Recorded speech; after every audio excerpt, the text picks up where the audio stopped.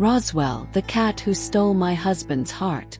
Before we dive in, if you're someone who loves animals, heartwarming stories, and the occasional laugh at love triangles that involve fur and whiskers, make sure to like, comment, and subscribe.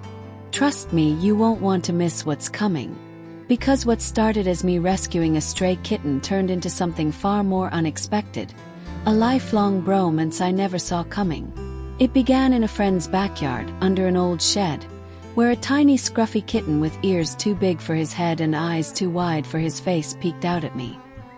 He wasn't afraid, just watchful, like he was sizing up the world and deciding if it was worth trusting. He was small, skinny, and lost, but in that little heart of his, I think he already knew exactly where he belonged. I couldn't leave him there. I was moving in a week, and the thought of abandoning him wasn't an option.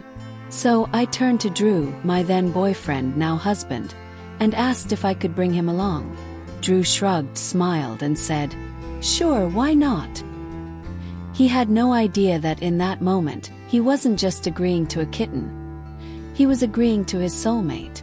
We named him Roswell because he looked a little alien-like, too smart, too curious, like he came from another planet. From the moment he stepped into our home, everything shifted. But not in the way I expected. Roswell didn't just become part of the family. He rewrote the family dynamic. And somehow, I was suddenly second place. First, it was subtle. Roswell curled up next to Drew more often than me.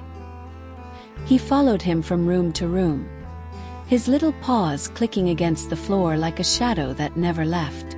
And when Drew talked, Roswell listened, really listened, with those huge, unblinking eyes locked only on him. The first time they met, I swear Roswell's pupils turned into hearts. It was love at first sight. All the cuddles, treats, and late-night bonding I had given him, none of it mattered anymore. Roswell had chosen, and his choice was Drew. From then on, I wasn't just living with a cat. I was living in the background of a love story. The way they bonded was almost comical. Roswell perches on Drew's chest like he's guarding a treasure, pawing at his beard gently, purring with a softness he never reserves for me. If Drew catches him knocking things off counters or sneaking into places he shouldn't be, Roswell just blinks slowly like he's saying, "You get me." And Drew laughs. He forgives him instantly. They became inseparable, a team of two that didn't leave much room for me. Even when we left for a short trip to the Pocono Mountains, Roswell greeted Drew at the door as if they had been separated for years.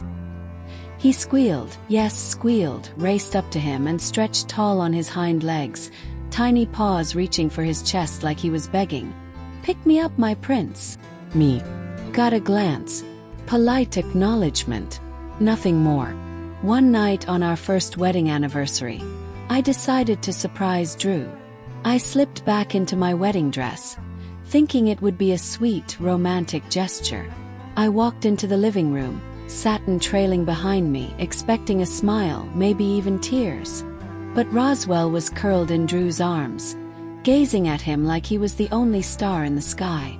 Neither of them even looked up. I was invisible, just a bridesmaid at my own marriage. It was crushing and yet strangely hilarious. Drew jokes that Roswell is his best friend in the entire universe, and honestly I believe him. They read books together, watch TV side by side, and sometimes even fall asleep with their faces pressed together like puzzle pieces. Sweet. It's weird. It's heartbreaking. And yet it's beautiful. Of course, Roswell isn't always a gentleman.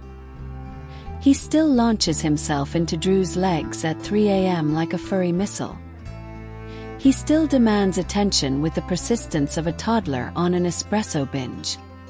He climbs, knocks, meows, and refuses to be ignored. But through it all, they're a team. And as much as I joke about being the third wheel in my own marriage, I've come to see their bond for what it is. Pure, joyful, and unshakable. Maybe one day Roswell will look at me the way he looks at Drew. But let's be honest. Drew has a beard and I can't compete with that.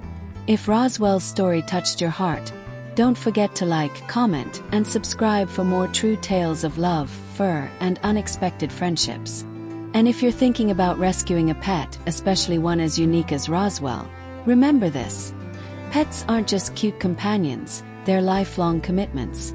Do your homework, learn their needs, talk to experts, and be ready to give them the life they deserve. Because sometimes, the pet you think you're rescuing ends up rescuing someone else entirely. And in our case, that someone was my husband.